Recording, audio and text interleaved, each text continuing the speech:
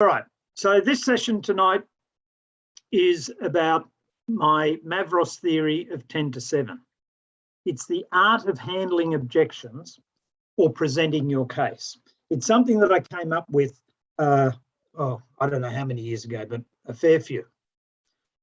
So we're going to talk about the theory of 10 to 7. I'm going to talk to you a little bit about mindset. I'll also cover off on some topics about sales and the fact that we are all salespeople. I'll very briefly touch on MAVROS, but if you want to know more about that, come on back tomorrow night. 10 to 7 applied to when you're presenting or selling or buying. And then the next part is, if you think beforehand, you're prepared. As I said, if you've got questions, either pop them in chat or write them down and we'll get to them later.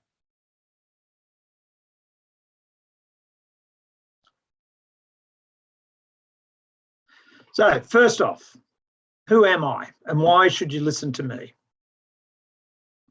Over the years, I've worked with in excess of 400 companies. I established WD-40 and Armour All in the grocery trade. I re-established Pampers Puff Pastry, which was a product that was almost going out the back door, and myself and another chap were assigned the role of resurrecting the brand, which we did. And Barilla Pasta and Spaghetti, I launched them into the Australian grocery industry some 20 odd years ago. Wilkinson Sword I was involved with in the grocery industry, but I was also involved with Wilkinson Sword in the hardware industry, which a lot of people didn't know that they had a hardware range. So I have enough notches on the gun. I've succeeded enough times to be able to say that I know something about sales, marketing, business development, and failure and success. I created my first product when I was 11. I'm now over 40 years experience. Apart from my sales background, I tell people I'm a footpath accountant, a footpath solicitor, and a footpath patent attorney. What that means is I haven't studied the courses, I haven't passed the exams, but I've done a heck of a lot of learning on the street, on the footpath. As far as the footpath solicitor goes, I have either represented myself or advised other people in 11 cases, 10 of which I told them that we would win, 10 of which we did win. One of them I told them we would not win, we will lose, but we won't pay anywhere near what the other side's asking. And I was right on that one too. So I have enough notches in that area to know that I'm good. But that brings me to a point. When it comes to being an accountant and a solicitor and a footpath patent attorney, I know how good I am. But what's more important is I know how good I'm not. And for each of you, you need to understand how good you are at things, and don't be afraid of that. But also, don't be so egotistical that you don't know where that stops. So I've got a whole series of advisors and consultants that I rely on. My patent attorney, consulting patent attorney, goes back over 10 years with me now. My solicitor is more than 6 years. The accountant is 14 or 15 years. So make sure that you've got a good collection of team around you. My market experience is wholesale, retail, direct, multi-level, import, export, service, manufacturing, industrial. I could break all of that down. I have actually sold from the peanut to the elephant at the same time. At one stage in my career, I was selling chocolate-coated peanuts and almonds to the grocery trade, and I was consulting to a family circus. If you bought the ticket to the circus, you bought the elephant. So I have sold from the peanut to the elephant. Now I want to talk to you a little bit about listening. There's two ways of listening, and that's this. The first one is listening to learn. So that's when you ask somebody a question or you're sitting in the room listening and you're actually listening to learn, to gain understanding, to understand where the other person's coming from, to understand their point of view, to understand their position. So it's listening to learn and to understand. The second way of listening is to answer or argue. Now, I relate this back to when I was a young boy. I had two older sisters, and because I was the boy and there was the two older sisters, we all knew that we were right. My elder sister knew she was right, but the sister in between the two of us, she knew she was right. And of course, I was the boy, so I knew I was right.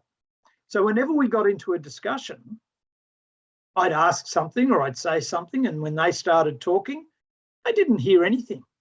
All I was doing was I was just listening so as I could go straight back to where I wanted. Most people do that. Appalling salespeople do it. They'll ask you a question, you give them an answer, and then they go straight back into their normal sales pattern, which is in direct contradiction to what you've just said. That's because they think, I just talk and talk and talk. When I ask a question, I just invite them in, but I really don't care. That's not what it's about.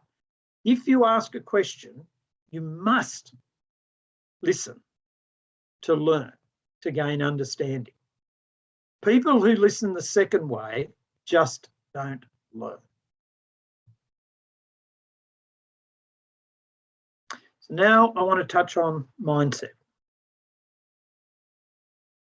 One of my sayings is the hands can only create what the mind can see.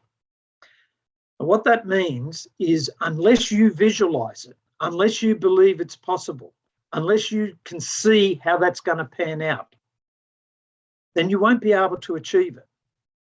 I cannot see myself successfully doing a bungee jump. I have two reconstructed knees and I'm afraid of heights. So my vision is that the bungee cord will snap or my knees will snap. Either way, not good for me. So because my hands and my feet are controlled by my brain and my brain cannot see that being successful, my hands cannot achieve and my feet cannot achieve because they're not letting me anywhere near there. John F. Kennedy is the man that I say got man to the moon. He took us to the moon. It wasn't all the engineers, the technicians, and everybody else that was part of it. By the way, WD-40 came out of the NASA project.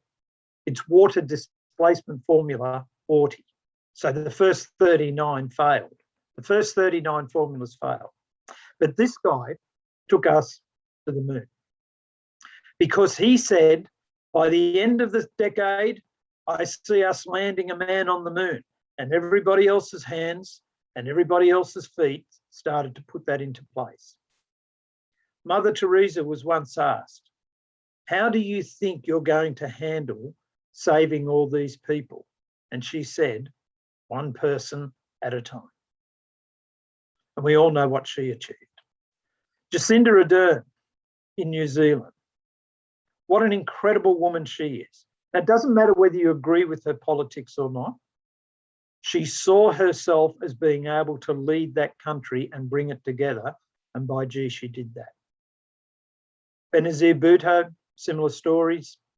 Stephen Bradbury is a chap in America. If you don't know the Bradbury story, he was probably about 5th or 6th in the world in ice skating.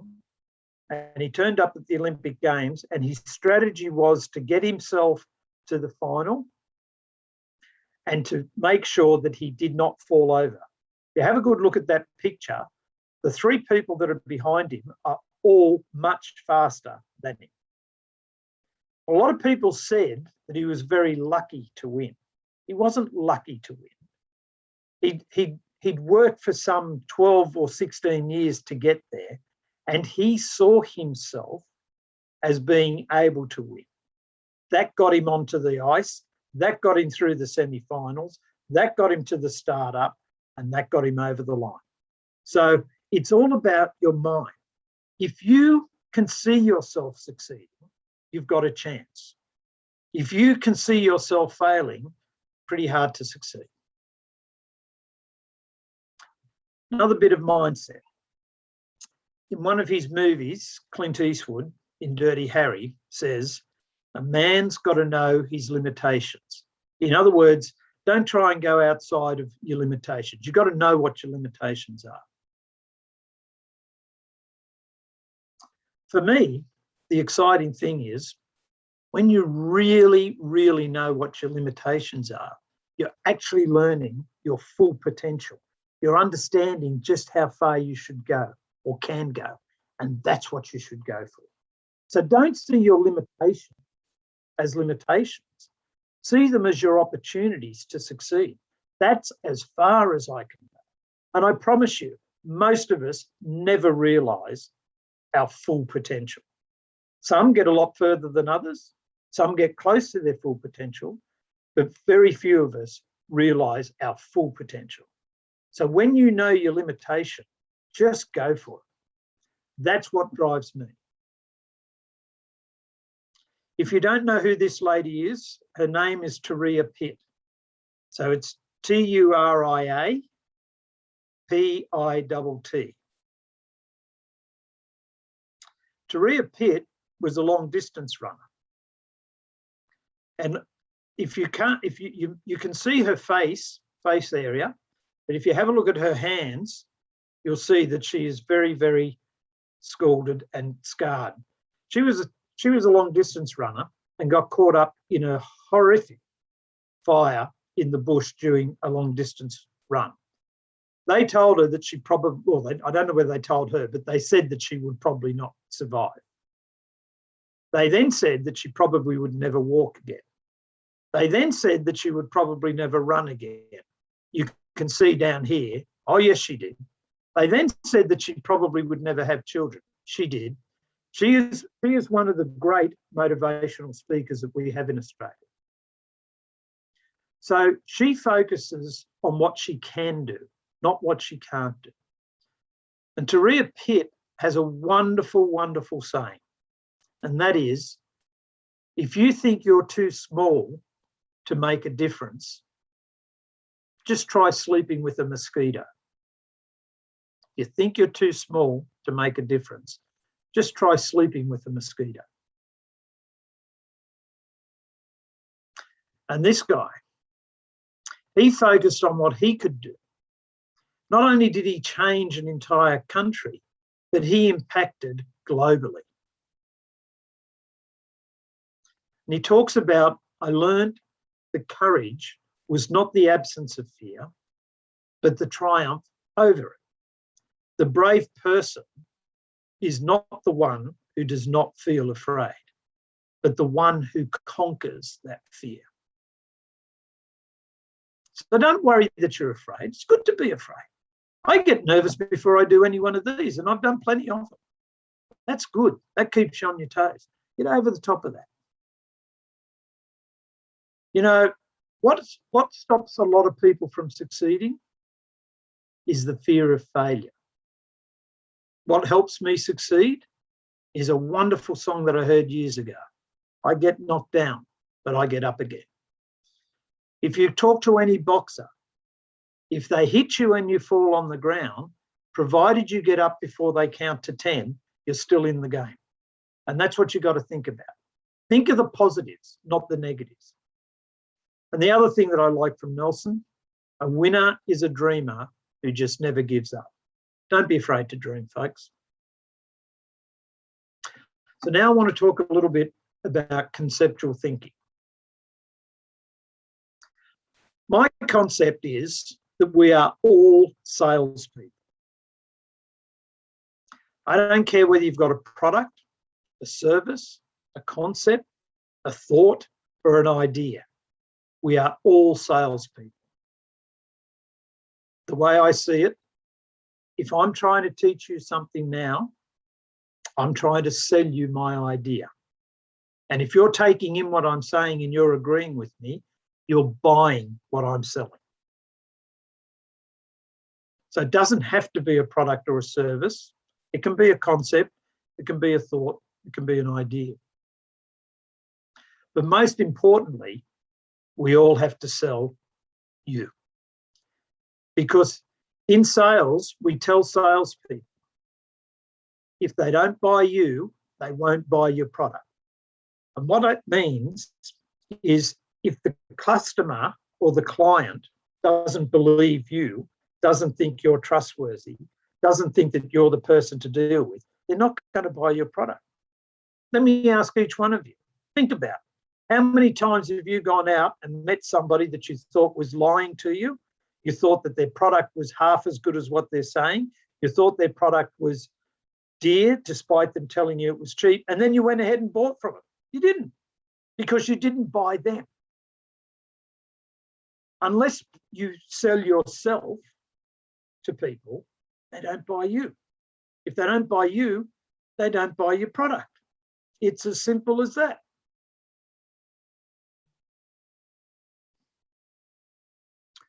When we're communicating, we're either buying or we're selling.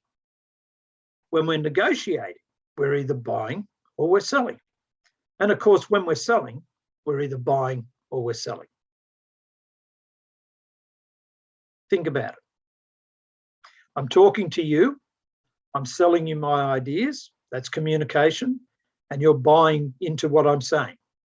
When we're negotiating, this is what I'd like to do. You counter that. So now, if I accept your counter offer, I'm actually buying what you're selling. And of course, selling is selling. But if you can't sell, you can't communicate. If you can't sell, you can't negotiate. And if you can't sell, you sure as hell can't sell. Some of the best salespeople in the world are teachers. They have to sell abstract ideas to people that really don't want to be there. Even better are our parents. Imagine if your parents had said to you, you now need to go to school. You're going to meet a whole lot of people you've never met before. You're going to have to stay in a classroom for 3 or 4 hours. You're going to learn stuff that you won't even understand why it's going to benefit you in 20 years. So off you go, have fun. You wouldn't have gone. But fortunately for each and every one of you and me, our parents were able to teach us or sell to us the idea that learning was important, that education was important. And because they did such a good job, we went and did it and we learned. Some of the greatest salespeople I've met were teachers of mine at high school because they dealt with a very rude, arrogant young man who was supremely confident, but I was quite rude to some of my teachers and I was certainly arrogant. As I matured, I was able to see where I'd gone wrong. But I met up with a couple of those teachers some 10 years later, and I made the point of telling each of them the incredible difference they'd made to my life by being able to sell concepts to. So now I want to talk to you a little bit about planning. I'm going to be talking about business planning. But coming back to my earlier thought about concepts and my concepts, you are a business. I am a business. I'm George Mavros, and I'm a business. What is my business? My business is living. It's living life, and it's giving back to the world, and it's taking ideas and it's transferring them, and it's helping people, and it's getting married, and it's having children. It's all those things. That's my business. That's my life. And you've got the same. So if you see yourself as a business, then you start to think about a business plan for you. You think about a marketing plan for you, and you think about a sales plan for you. But those of you that want to go into business, this is about business. So I often have people say to me, oh, business plan, marketing plan, sales plan, they're all the same. They're just all part of marketing, aren't they? It's all part of the same thing. They're just the same. Well, no, they're not. So let's have a look at them. So the business plan, what do you want to start with? What do you want it to look like? What do you want it to achieve? What do you want it to stand for? What's the exit strategy? It's the big picture. It's a big picture from start to finish. So let me go through that again. How do I want to start off in this world? What do I want people to think of me as a person? What do I want to stand for in the work that I do, in the behaviours that I have? When I play sport, how do I want to see, how do I want to achieve, and what do I want people to see me as? Do I want them to see me as a cheat? Do I want them to see me as a good person? And what's my exit strategy? Is my exit strategy to have as much money as possible and crush anybody that's in my way? Or is my exit strategy actually just to leave legacies? And my exit strategy, I can assure you, is not about money. So that's the big picture. So what's your strategy? What's your business plan? What's your big picture? So the next one is your marketing plan. What are we going to do? Which way are we going to do it? Why are we going to do it? Where are we going to do it? Who are we going to do it with? And when? So in a business, it's the W's. We actually refer quite often in business to sales and marketing. It's actually wrong. It should be marketing and sales. Because until you understand your marketing plan, you actually don't know what your sales plan is. Sales comes after marketing. Little bit of info for you. Why is it called sales and marketing?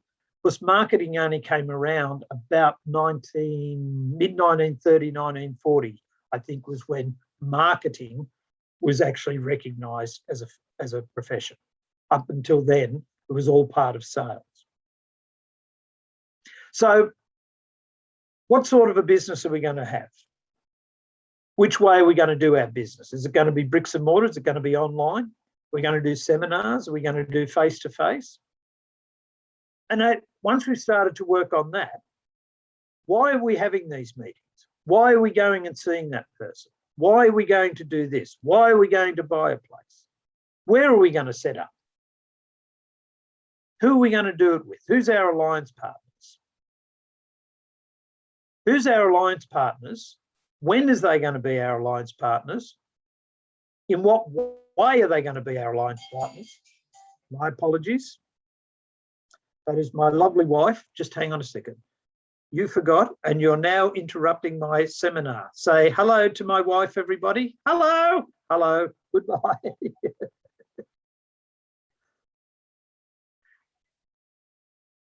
See you, sweetheart. I did tell you there's no script. Okay, so in business, somebody will say to me, oh, I'm going off to meet this person. And I'll say, why? Oh, because it's going to be a big deal. Okay, so how are you going to do the deal? I don't know. Well, then why are you doing it? What's the point of doing that before you've got this stuff? I'm in the middle of launching another one of my books this year. I don't have a proper website for that yet. That book will not be launched until we revamp the website. Why? Because what's the point of launching a book if we don't have a website? And that's how we intend to sell a lot of those books and communicate with people. So your marketing plan is the micro of your business plan, and it's the macro of your sales plan.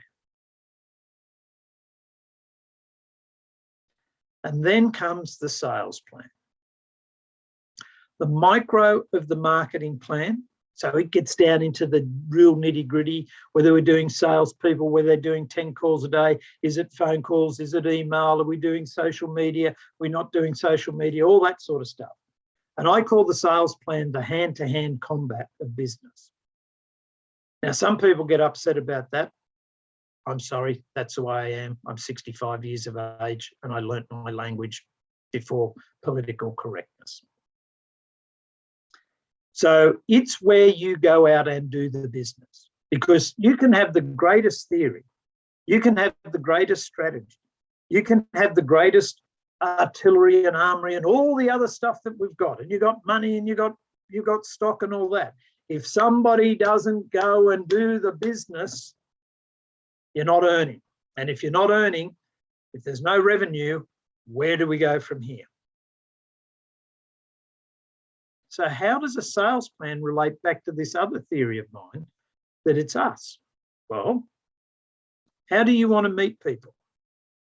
Think of the salespeople you don't like. And I can tell you, I've been teaching people sales for more than 40 years now. And when I have non-sales people that I'm teaching sales to, and I say, who's a salesperson you don't like? The first one that pops up is the used car salesman in Australia.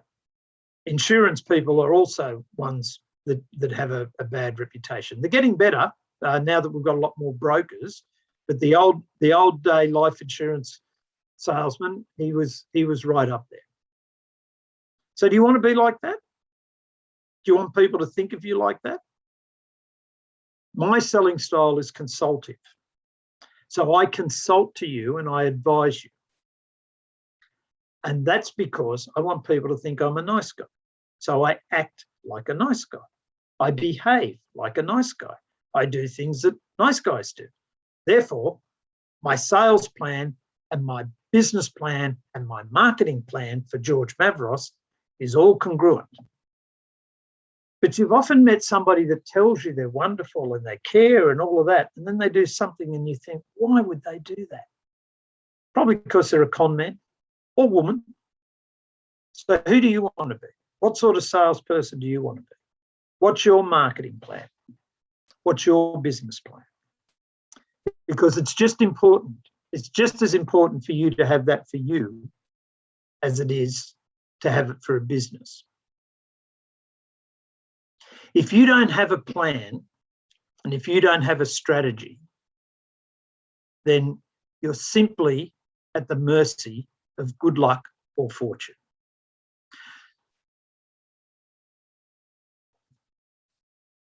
So the sales plan is the micro. All of these things come together and they form a strategy. So you can either plan, which is the strategy. So let's say that I'm developing a strategy for us now, and I want you all to imagine that you've got a dice. So you've got a dice in your hand, and I want you to shake it, and I want you to roll it. You have no idea what number's going to come up. But if I said to each and every one of you, what I want you to do is I want you to pick up the dice and I want you to place it so that the number 1 is facing to the top, then every single one of us will have the dice in the same way, because you know my plan, you know my strategy, you can implement it, and we're all traveling on the same way. Or we could just each roll the dice and see what happens. Some of you will think 1's the answer, some will think 2's the answer, some will think 3's the answer, etc., etc., etc. So what do you want to do with your lives? Do you want to plan it? Do you want to have a strategy? Do you want to be able to be in charge of what you're doing? Or you just want to roll the dice? So what I'm going to do now is I'm going to pause because we're at 7:44 and that was brilliant timing by me, and including the short interlude. I'm going to bring us back and let's have a bit of a chat or whiz off and do whatever you need to do. So let's see if I get this right, Sarab. Hey, you're there. Okay, so if you want to leave your videos off, that's okay, but I'm quite happy for you to open the mics. Anybody got a question for me at the moment? If you know how to use that duva down the bottom, stick your hand up, or if you've got your video on, stick your hand up and I'll see you one way or the other. Question? Wow, I'm that bad? That was that boring? Come on. Who's got the first question? Oh, here we go. Krishna, away you go.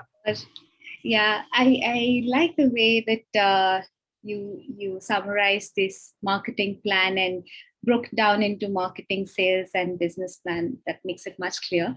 I was, however, interested on consulting as sales. I never really thought of consulting as sales. Would you would you elaborate on that? Okay. So if you ask me a question as a consultant, I have to lead you to the right decision. A professional salesman also has the duty of leading to the right decision. And if the decision is don't buy my product, buy somebody else's, that's what a professional salesperson should do. When you go and ask your mum, how do I sew, or how do I fix this, or how do I do that? Or you ask your dad, how do I fix the car? That's very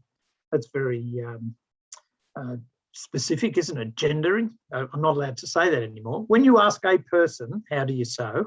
And when you ask a person how to fix a car, they're actually could do it, or they could consult to you. They could advise. They've got to sell you. First thing they've got to do is, I'm worth listening to. So selling is just that. It's selling an idea, a concept, a thought, or you. Okay. Jacob. Hey, George. Yeah, look, you talked about selling yourself, and that's important. How would you go about that? Is that like something you have to go training for? Do you just pick it up from reading a book? What advice do you have there? So I work with my clients, and I teach them how to present themselves, how to get their message across. But there's plenty of stuff that you can get it on the web.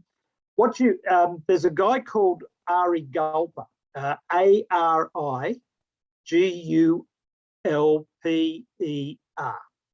Now, he promotes himself as the world's leading authority on trust-based selling. Now, part of that is about him bagging the heck, but he doesn't actually say it by name, of people like Tom Hopkins, who's been around for many, many, many years. And Hopkins is the old style sales guy. But just because Hopkins does it the way he does it and talks the way he does, doesn't mean that he's a con man, doesn't mean that he's not trustworthy.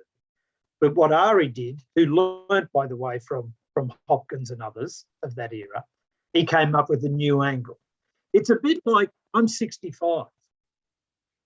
When I first started in sales, I learnt my car park pitch. And the car park pitch was, I meet you on the way to my car, and in that 30 seconds, I pitch to you who I am.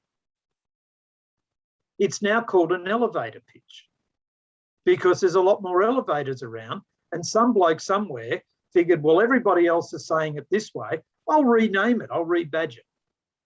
Selling is selling.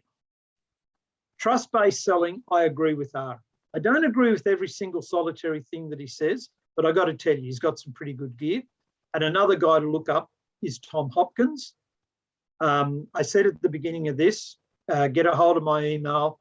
If you ask me a question, I'll respond. Some of Hopkins' stuff you might find is in conflict with what I say. It's not really, but it's just that I set a much higher bar for what I think is ethical in that. Not that he's unethical. I just set I set a very high bar. Thank you. Righty, Wade. And then Pina will be next. Wade. Yes, hello.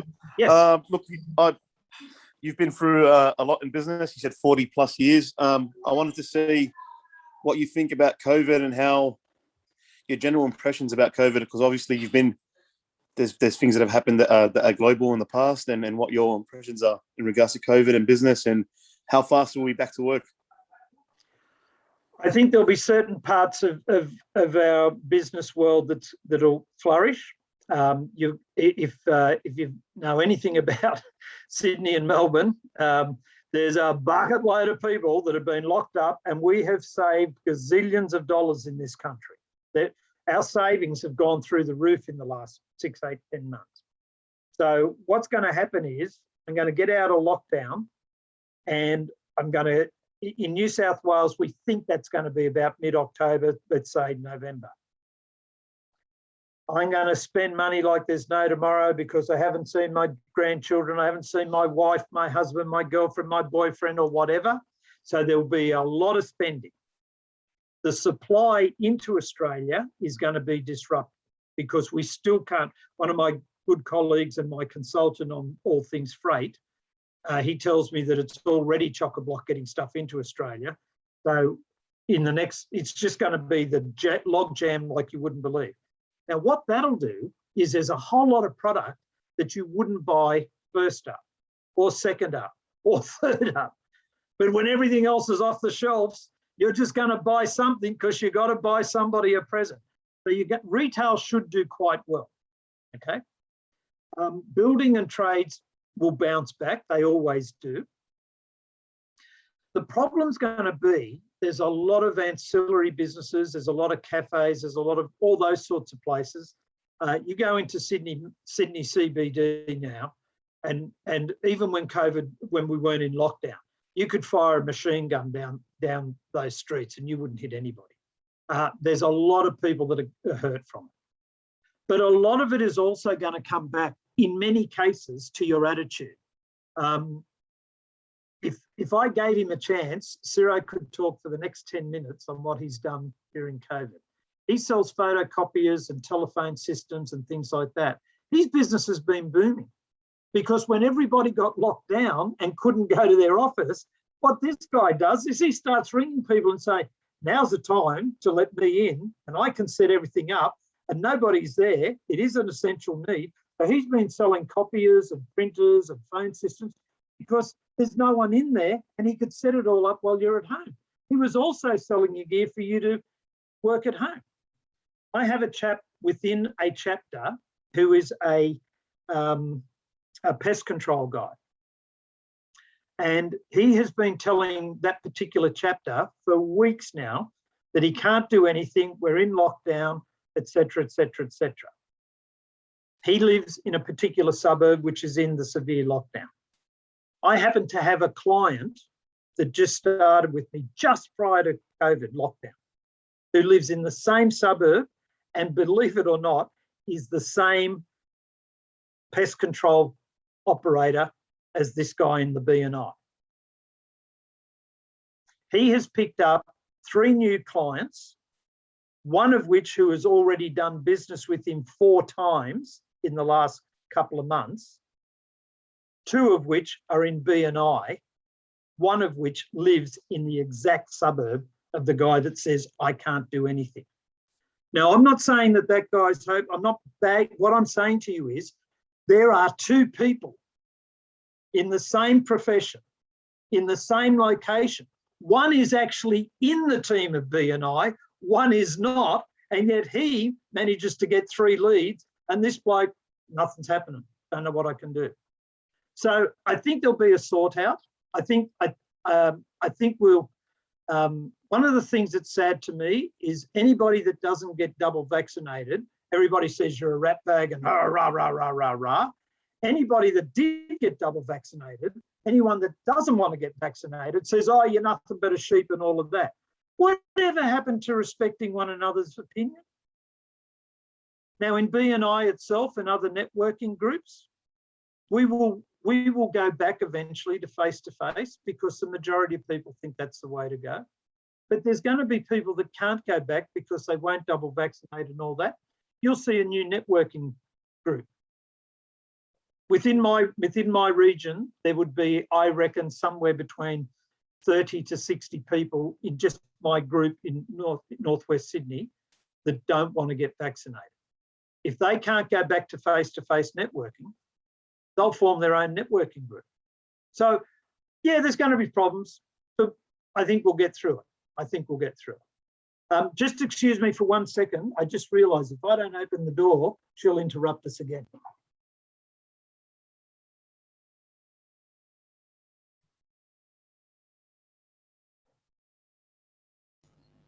Oh my God, Nelu, I can't stop staring at your skin. It's glowing. It's so beautiful.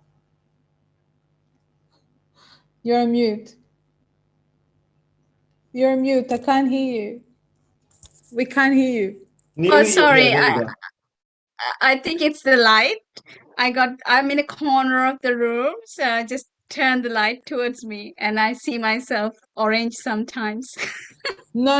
You do not look orange. You look gorgeous. Gorgeous. Oh, thank you. So do you.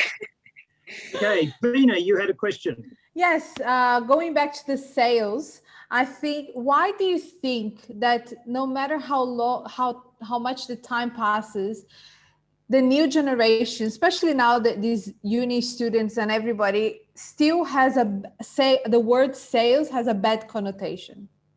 Oh, I think because we've had so many years of a lot of people doing it badly that it'll take another 10, 20 years minimum for people to understand. And more people like me and Ari Gulp are going out and explaining to people, it's not about conning people. It's not about selling in a negative or a bad way. It's not about making you feel bad. I'll give you an example. If I said to everybody in this room, I want to talk to you about Amway,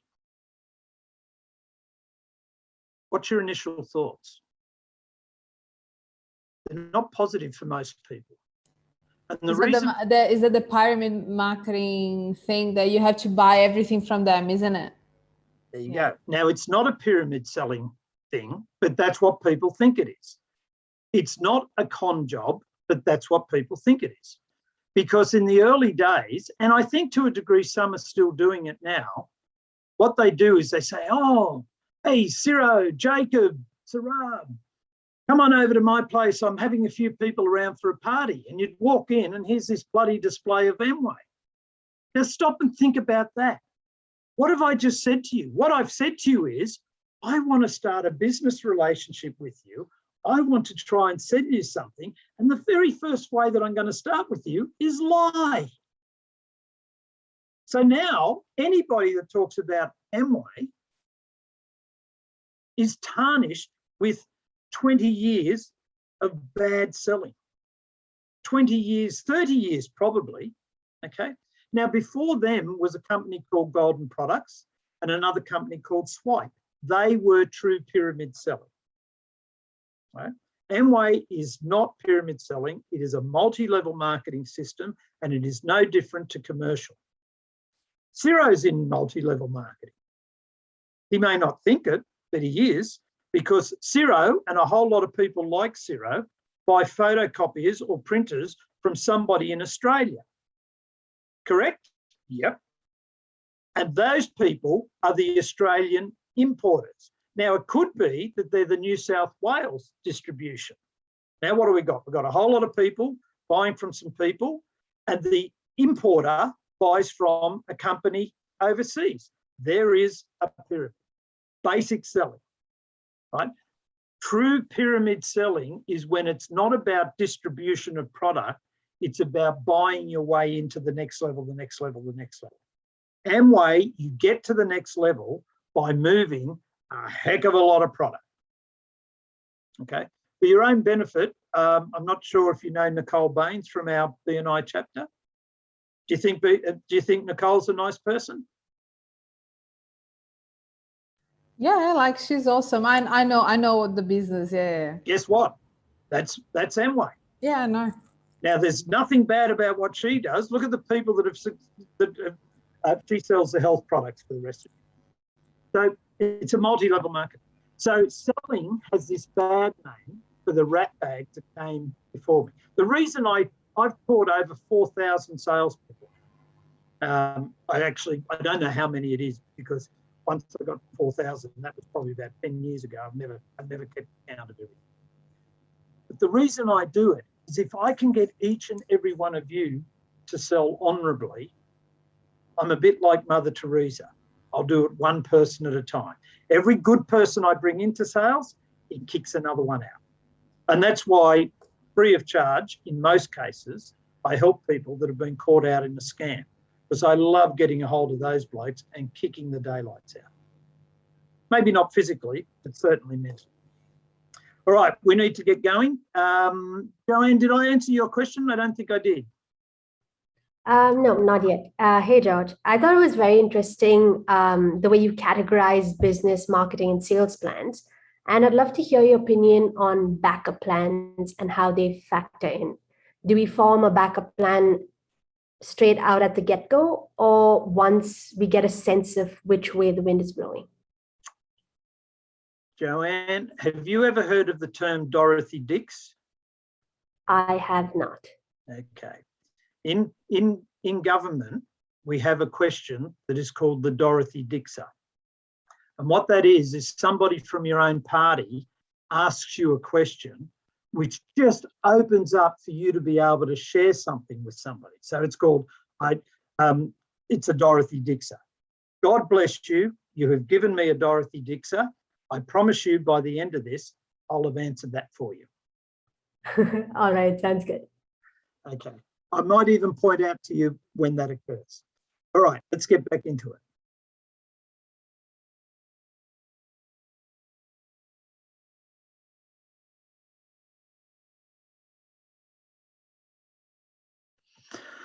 Okay, so just a bit of a recap. We've gone through the sales, we've gone through marketing, we've gone through the business plan, bit of mindset, things like that. Now, the next part is a decision-making process that I have. And we're going to go into that in depth tomorrow night. But it's called MAVROS. And it's an acronym, funny enough, based on my name. The M is for moment. The A is for annoy. The V is for value. The R is for rate. O is for other considerations. S is for strategy. If you don't get all of this down, don't panic, because provided you send me an email or get in touch with somebody, either Pina or Sarab or whoever invited you, I promise you I will give you this information.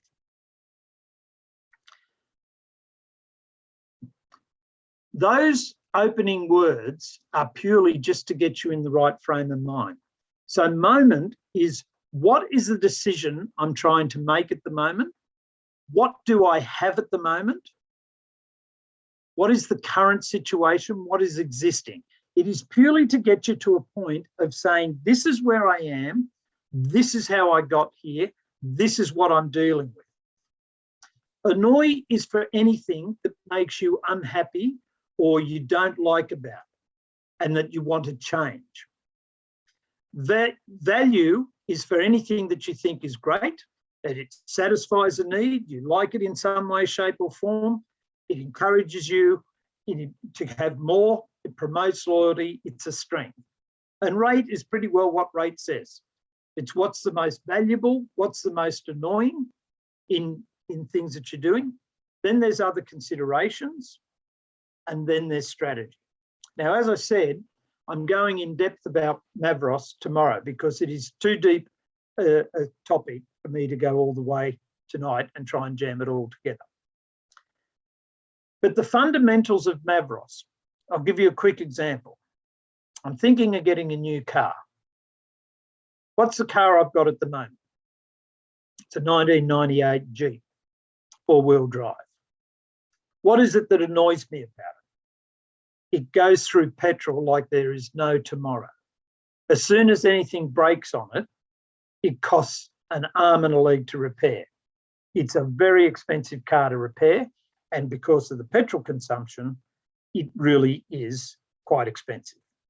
What do I value about it? Well, I love the fact that it's a four-wheel drive because I go caravan and camping and I go off-road and I like to have that. I love the torque in it, which is all about pulling power. And I like that it's got a bit of top-end power, which is about being able to travel at a reasonable speed on the freeway. Okay. What's the most annoying thing and what's the most valuable thing? Well, the most valuable thing is that it's a four-wheel drive because I need a four-wheel drive. And the most annoying thing is the fact that it goes through petrol like there's no tomorrow.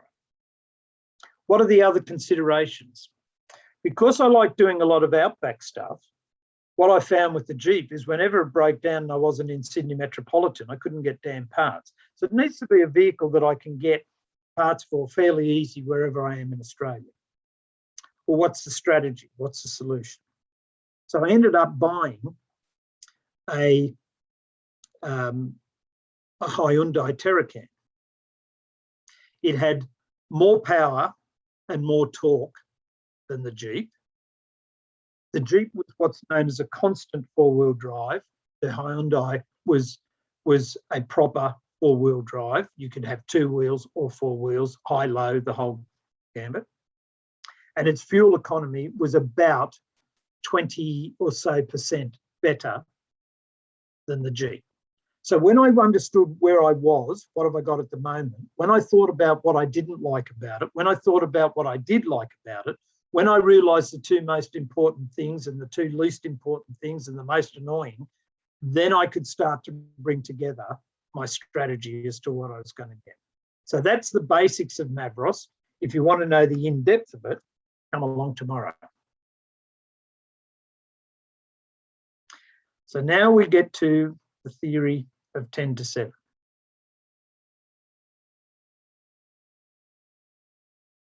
If you spend the time preparing before the event, you won't have to worry about it during the event. If you spend the time thinking about it before the event, you won't have to worry about it during the event.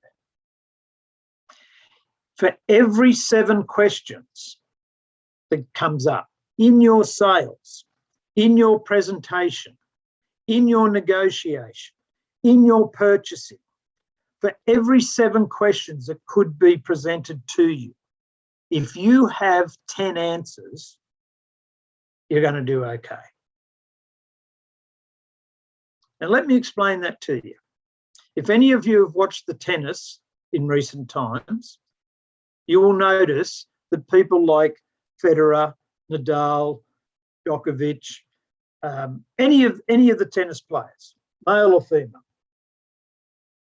they'll be in a situation, the other person fires back a shot, they run across the court, they start sliding about 2 or 3, I was going to say feet, about a metre or so out, 1.5 metres possibly. And as they're sliding through, they stick their hand out and they flick the thing and they get the damn thing back in. Now, do you honestly think that those people went, oh, that's coming at about 16.75 kilometres per hour. It's got a trajectory of 32.65 degrees. It's going to hit about 16.4 millimetres and 12 metres in. No, they don't do any of that. They practice beforehand. If you send up a lob, they know that what they're going to do. If you send it to the left, to the right, a forehand, a backhand, an overhead, whatever, a drop shot, they have prepared for it. And the more times you see them win, it's usually because they had 10 to 7 worked out better than the other person did. So let's just visualize that. If you think about people down the bottom here having their 7 questions. So when Ciro goes out to sell his photocopier, what would be the 7 things most likely people are going to ask him? They're going to ask him about performance. They're going to ask him about costs. They're going to ask him about repairs. They're going to ask him about how much paper it holds. They're going to ask him about how his machine compares to his opposition. They're going to ask him about what sort of toner it uses. They're going to ask him a whole lot of stuff like that. So they're what I call the 7. Ciro has to work out what are the 7 most likely questions he's going to be asked. When Pina's involved in real estate, they're going to ask her about location. They're going to ask her about all the sorts of things that people ask when they're buying a house or they're investing in a property. So Pina needs to know that. So what is 10 to 7? Well, if you imagine they've got 7 questions and you've got 10, if they ask you something out to the left, you've got that covered. If they ask you something out to the right, you've got that covered and you've still got one up your sleeve. So if you think they've got 14, you need 20. If you think they've got 21, you need 30. That's George Mavros' theory. The day I came up with that theory and the day I came up with Mavros, it dramatically increased my strike rate. And I have a career strike rate in selling, which is in excess of 75%. And the last 7 or 8 years, it's better than 90%. And the reason it's not 100% is because I reject a number of clients. Now, that's not me bragging to you. That's me telling you this stuff works. The people I've taught it to, it works. A very good friend of mine, Billy Massey, runs a security business, and he says to people, I use Mavros all the time. They think I'm his coach. No, he's talking about the Mavros theories. He has built a $6 million business in under 7 years from nothing. He was working for somebody and came and did a course with me. He learnt the material, he left, started the business, and it's now up to a $6 million a year security business. So, where is the Dorothy Dix? Well, this is the Dorothy Dix. I have my business plan, I have my marketing plan, and I have my sales plan. And when I think through all of those, they are the 7. But what if something goes wrong? That'll be 8. What if the marketing doesn't quite work the way we want it to go? That would be 9. And what if we just find that the salesman doesn't work the way we thought it would? That would be 10. Now, you're not limited to 10 to 7. You can have a lot more than that, Jai. So in answer to your question, do you have a backup? My word. For me, around about 30%. Sorry, around about 50%. 3 on 7. Got my maths wrong. Many years ago, we were talking around a campfire, my ex-wife and I, and we, by the way, we parted friends. And somebody said to her, "What is the secret with him?" And she said, "Well, as long as I've been with him, he wastes a lot of time thinking about stuff that nobody ever bothers thinking about. But as long as I've been with him, nothing ever comes up that he hasn't thought about." So she said, he does. She said he doesn't, in the shower, he does his thinking, which is true. I used to lean against the shower wall, and if there was a big deal on, I'd write down what I thought the other people were going to come up with on the glass, and then I'd write up my answers. So my wife always knew when I had a big deal on, because there was rings on the shower wall. So 10 to 7. If you spend the time preparing before the event, you don't have to think about it during the event. And when you do that, do it for when you're going in for the appointment to get a new job. Do it for when you're trying to sell something. Do it for when you're buying. What if they say that? What will I answer with? What if we do it this way? What if they do it that way? And when you come up for an answer to a question, see if there's 2 or 3 different ways of answering it. In my course, I explain how value for money, cost, and return on investment, they all live in the same sort of area. So you could answer a question about cost by talking about value for money. You could talk about the investment. You could talk about the return on the investment. There's many different ways of answering it. So getting your 10 to 7, it's dead set easy, provided you do it beforehand. How do people buy? Can I make or save money? Can I make or save time? Will this take me forward in my career path? Will this take me forward in what we're trying to do? Is this reliable? Is the product or service reliable? Is the salesperson reliable? Is the company reliable? But now let's change that around. How do buyers think? If I employ this person, will they make me money? Will they save me time? Or will they cost me money? Will they cost me time? Having this person join my company, will that help what I'm doing? What about when you're going for a job? Why am I taking this job? Is this going to get me the right sort of pay? Am I going to have to put too many hours in for the sort of money they're offering? Is this taking me down the career path I want to go? You see, we're all buyers at some stage. We all got logical thoughts. And then there's the emotional thoughts. How does this make me look?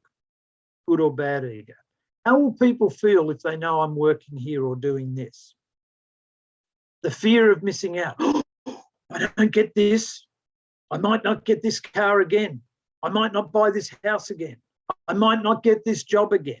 See, fear of missing out, it can be all sorts of things to all sorts of people in all sorts of situations. Emotional thoughts, they're loyal to a brand. If I can't get Coca-Cola at a pub, I don't buy Pepsi. Now, apart from anything else, I don't like the taste of Pepsi. But I'm serious, I am that loyal. I thought it was terrible to Coca-Cola if I helped the opposition. I'm an exceptionally loyal customer, but when you lose me, I'm gone. So how does it make you look? These are all emotional things. If you get a chance to come back and see Mavros, you'll see where emotion and logic fits in. Another part of selling is features and benefits. Features just are. Benefits are the client's interpretation of your feature. So if you think about a Porsche and a Volkswagen, both rear engine, both German design, both two-door.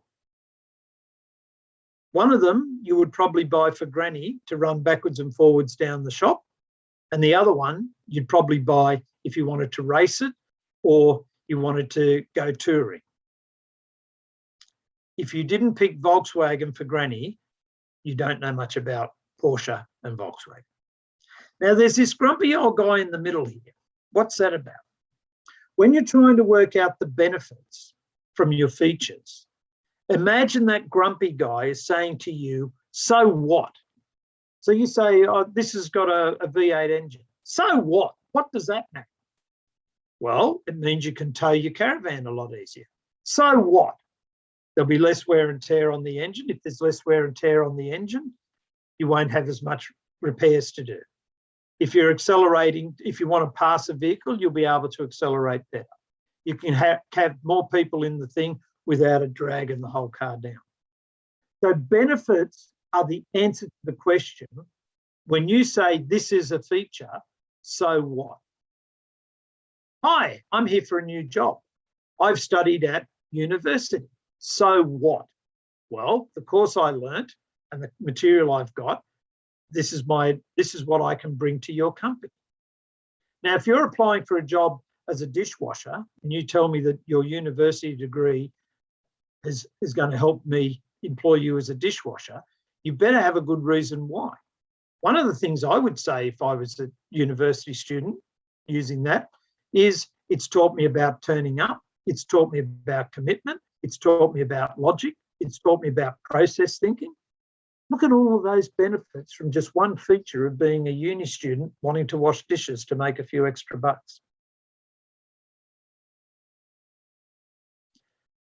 These are two cars, both owned by me. This one here, the red one, is a 1984 ETSI Turbo. Goes like a cracker. I used to race cars in my younger days. It's excellent at going around corners. It is a lot of fun.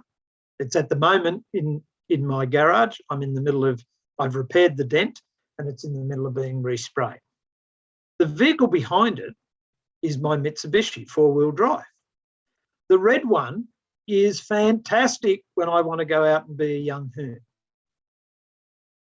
The Mitsubishi is fantastic when I'm towing the caravan. The ETSI will not tow the caravan and it certainly won't take it off-road and it won't take it across the beach or the sand dunes. So I'm the same buyer, two completely different products offering different features that have benefits to me. You better know who you're selling to and whether I'm coming to talk to you looking for an ETSI or a four-wheel drive. So I've got some closing thoughts for you. Don't ever pray for rain if you don't have the dam built. You'll just get flooded. Don't open up your business without knowing how you're going to service it. Don't go for the job and pray to get the job if you're not ready to be able to turn up on time, do the job. You're not in a position to handle it. Within our B&I group, our networking group, you have to turn up every single week. Most of the chapters where we are, you have to be there at 6:30 in the morning. You certainly have to be there by 7. You have to meet your fellow members. You have to talk to them outside of the meetings. So if you're not prepared to do all of that, don't go praying to go to BNI and get 20 referrals. It's not going to happen. You're just going to get a flood of stuff that you can't handle. But in business, I see companies that buy thousands and thousands of dollars worth of stock, but they don't have any way of selling it. They bring on 3 salespeople, but they don't have enough stock. So you don't pray for rain until you've got the dam built.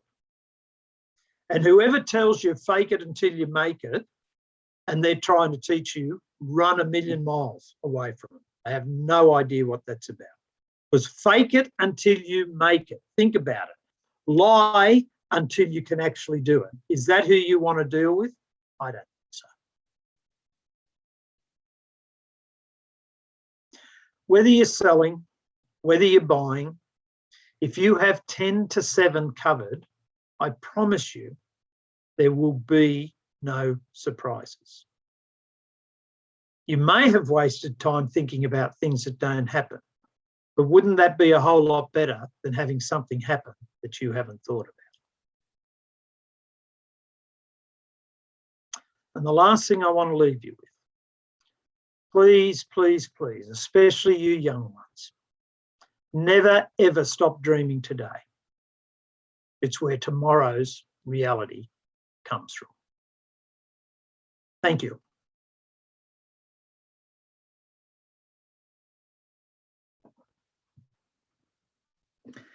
Okay, let's open up the mics. Excellent presentation, George. Again, Thanks, Ciro. there's so much in there that is so close to heart, everything that you say in regards to sales. And there's a few really good points in there. Number one, you know, when you said selling yourself. And look, I'm 45 years old, and I can tell you, if you know how to sell yourself, doors will open. Yep. And you start selling yourself from your job interviews, when you're in the job, depending on what sort of work environment it is. And if it is a big corporate organization or a big industrial organization, you will be selling yourself every day in that job. And then you start selling yourself on a social level. It doesn't stop. No. Yeah, it's and the consultative selling and selling, the two differences are, and I come from that. So my company is consultative selling, just like George says. Consultative selling to me is when you let the customer do all the talking. Selling is when the customer sits there and the salesman's got a book, a catalog, he's been trained to run through the script, and it doesn't matter what happens, he has to stay within that script. And if the customer then turns and starts talking about something else, it goes back to exactly what George says. That person isn't listening to learn, that person is just listening for when the customer stops talking so he can go back to his script and say, look at my catalog, look at my catalog. And he's been trained that if you go through the catalog and you pitch, at the end, ask for the order and the customer will sign. Never works that way. Yeah. And Ciro comes out of an industry that historically was all about pressure selling. It still is, George. Yeah, Still no, is. I'm saying it was historically pressure selling. Ciro, and funny enough, a very good friend of Ciro's that I happen to know, who's also in the same sort of business as Ciro, both of them are not high pressure, they are consultative, and both of them have done exceptionally well in their businesses. 100%. People love to talk, and you let the customer talk. So consultative selling, exactly what George was saying, is we go in and we ask questions. Products and services all come later. We ask questions. So I want to find out about George's office. George tells me. I want to find out about George's all his staff's behavior, what they do, so the whole meeting becomes where the customer's talking and I'm taking notes, I'm listening. Never interrupt the customer. If he or she wants to talk about what they did on the weekend, let them talk. If it takes 2 hours, let them talk. That's consultative. And selling is when you just go, but I need to get back to the script and shove it down your throat. One of the things that I teach, for all of you, listen to this and listen very carefully. You have 2 eyes. You have 2 ears. You only have 1 mouth. Use them as you got them. So listen a lot more. Watch a lot more. The reason God gave us 2 eyes, one is to watch the person for the body language. The other is to look around and understand what's going on around you. Okay? The reason we've got 2 ears, listen to what's being said, but more importantly, listen to where it's coming from. So if I'm Ciro's best mate and I'm telling you he's the best thing since sliced bread, I'm saying that, but I am his best friend. If I'm his opposition and I say to you, oh, that machine that he's offering you is a brilliant machine, job done. Because his opposition is giving him that sort of a reference, you know it's because they're not going to do him any favours. So you need to listen to what's being said, think about where it's coming from. Joanne, did that answer your question about backup plans? Yes, George, that did. Thank you. And now you understand what a Dorothy Dix is. I did. And I Googled it right after you said. Okay. Any of the other students got a question or want to make a point somewhere? Or anybody? Can I make a comment, George? You certainly can. Go for it. Thank you. That was an excellent presentation. And I hate to end your presentation with a negative note, but I have no sales bone in my body. And you would have guessed that from my introduction, that I work as a financial planner and I'm qualified to do that job. And I'm the brains behind the business, but I find myself when it comes to sales point, I'm too honest. So I just say as it is.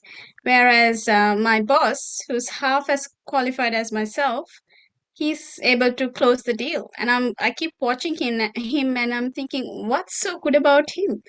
He's arrogant. He ignores the client completely, and still people just want to do business with him. I'm just lost for words sometimes, and I've read the book of Ivan Misner, who is the founder of BNI, and he says that book is about who's in your room, and that's who I am. I'm very careful of who I let into my life. I'm not just I just can't connect. I'm not on social media. Okay. Let me ask you, how did you get into this meeting? Through UNSW alumni. And how did you find out about it? I did another free course on UNSW alumni, and then since then I keep getting all these messages, and I thought, why not sign up? Okay. So did you know what it was about? Yes. Okay. I looked you up. Cool. So do you know if I should be trusted or not? I haven't made that decision yet, to be honest. But you thought I was worth spending an hour and a half of your time with? Yes, absolutely. Okay. So I was selling to you and I never even knew that. I didn't even meet you. What's out there on me was sufficient for you to go, I'll go and have a listen to this bloke. All right. If you think you have, is the company yours? Did you set the company up? No, So I work as an employee. So your boss employed you? Yeah. I hate to be the one to tell you this, but in front of all of these people, you told me a little lie. That I didn't know how to sell myself. I'm not sure how I did that, but I was very honest with him. Maybe he thought... Nalu, if he employed you, were you the only person that applied for the job? No. Guess what you did? Hey, employ me. Forget them. Employ me. You can sell. You're just not professional at it like I am. How old are you? I'm 65. You don't have to answer the question because I know that's dangerous. Right? How many sales do you think I've done in my life? I have trained over 4,000 salespeople. And the saddest thing that I've heard from you tonight, but I'm happy to work with you to fix that, is I can't sell because I'm too honest. If you're dishonest, I don't want you as a professional salesperson. You do not have to lie to be a salesperson. And a professional salesperson does not lie. I should say now, with all due respect to, but I'm not going to, because I should say with all due respect to your boss. What I'm going to say to you is, if your boss is getting people to believe him and he's telling lies, he's not a salesman. He's not a professional salesman. He's a con man. Okay? Now, if that's offensive, I'm sorry. But anybody that achieves sales through telling lies is a con person. They are not a professional salesperson. I can tell you, Sarab doesn't tell lies. Do you know why I'm in a podcast with Sarab? Because he sold the idea to me. George, out of 18 students that you've coached and mentored this year, I'm the one that you should do a podcast with. Now, he didn't say it in those words, but by his actions, by his behaviour, by his approach, he sold. The only reason I'm here talking to you is because he sold me. Will you do this for me? Sure. Right? So what I want you to do is I want you to, Sarab, can you put into the chat my email address, please? I want you to send me an email, because if you send me an email, I will give you 2 hours of my time to talk about selling. Thank you very much. Because I don't want anybody to think just because you're honest, you can't sell. That's old school. That's old school. And if you've got a job, you can sell. Just a matter of interest, do you have any friends? Yeah. See, there you go. You've been telling stories. Because do your friends have a whole lot of people that they don't like as their friends? Yeah, Or they're do very they- honest people, and that's the reason that I'm friends with them. You send me an email, I will give you 2 hours and we'll talk about sales. I want you to understand what it's about. Okay? Thanks, George. Cool. Anybody else? And listen, I know Sarab said this goes to 7:30. Provided he doesn't kick me out, I'm happy to stay here for longer. So if you want to ask questions and all that, quite happy to do it. If you need to go, I'm not going to be offended either. At my age and stage, I'm past being offended. Wade, you've got a hand up, but I don't know whether that was from before or yet again. So I'll swing over to you just in case you've got a question for me. That was from before. I don't know how to take it down. So it's going to be up the whole meeting. You're technologically challenged like I am. We'll get Yes, on. yes. All right. Anybody else got a question? The difference, George, he's not even half of your age. Dear. This part of the session really doesn't work so well if you don't have questions, because we earned all just, it gets boring. So I'm opening it up. If you've got a question, if you're too shy to have a question, I promise you I probably still know the answer. Test me. Jacob. Hey, mate, I got a question. I'm young. What would you give? You've got a lot of advice. If I was starting a startup, where would you put your efforts in at the beginning? Say that again. Where would you put your efforts in at the beginning? Okay. Before you do the startup, you must do market research. Then when you do the market research, the last people on earth that you want to do the market research with are your friends, family, boyfriends, girlfriends. All right? Because other than me, I don't know of any father that has ever told their 8-year-old daughter, you can't sing for crap, Kate. My daughter came home and said, they wouldn't let me into the school choir. And I said, that doesn't surprise me, sweetheart. You are very talented in many ways, but you cannot sing. Most parents will say, oh, no, you're great, you're fantastic. Most of your friends are going to say, yeah, that's good, that's good, that's good, because they're not going to tell you. So you go out and you do the market research other than family and friends. That guy that I said, when you're doing features and benefits, you must be able to convince the bloke that will choke before he says that you're right. Because if you just got to convince your mum and dad, like my mum, and if they were like I have an adopted father that I adopted him, it's not hard for me to convince them that I'm right because they love me, right? Okay. But if you can convince somebody that doesn't know you, if you can convince somebody that doesn't like you, now you know you're on the money. So do your market research and then get somebody to have a look at it that you know you can trust them for an honest opinion.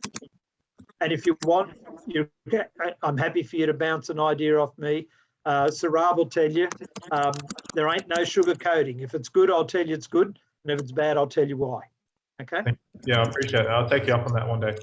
So when you get that done, then you start to do all the other stuff. But if you haven't got your market research, you're rolling dice. You're just rolling dice. Beautiful. Thank you, man. Anyone else? Pina, Ciro, you're allowed to jump in if fill a void. If they're not going to talk, that's okay. But seriously, those of you that are there, if you're too polite to ask me a question, I promise you, Ciro at least would be able to tell you, I haven't been stumped on one yet, and he's come to a few of these sessions. So don't be afraid. Ask a question.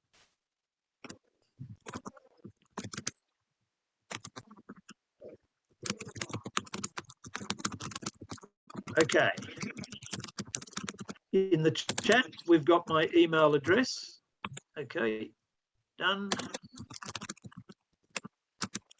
Well, if there's no more questions, I shall call it a night. Sarab, I hope that was what you were looking for. I hope you're coming back tomorrow night because I was planning on it. And anybody that's able to make it tomorrow night, I'll go through the MAVROS part of things in depth, bit by bit. And that sort of fits in with how 10 to 7 works.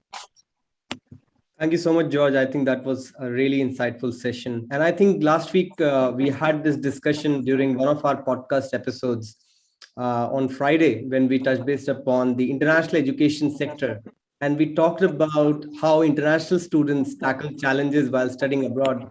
And I think in that also we touched base upon this concept of personal branding, how to sell your personal brand over LinkedIn and how to network yourself when you travel abroad and coming out of your comfort zone. I know a lot of international students have also joined this call or might be watching this on YouTube. So I think it's a good lesson. There were a lot of key insights that you shared. And I hope that it will benefit all those international as well as domestic students like Jacob who want to begin something of their own. Thank you so much for your time and because I do understand that you have got a very busy routine, George. That's okay. I look forward to being back here tomorrow night. Thanks for coming, Pina and Ciro. Don't forget the quality of the students that you saw because I'll be talking to you about that later. No, absolutely. Excellent quality. Really enjoyed it, George. Another wonderful presentation. Thank you for having me. Thanks, mate. Thank you. So Bye, everyone. Thank Good you. night. Good night. Bye-bye, everyone. Bye, Pina.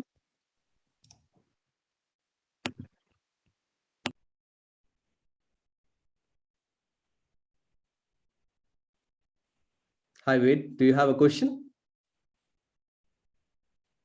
Dave, Christine? Hey, no, I'm jumping out now. Thanks for that, guys. Very informative and entertaining. Thank you. Thanks, guys. See you. Bye-bye.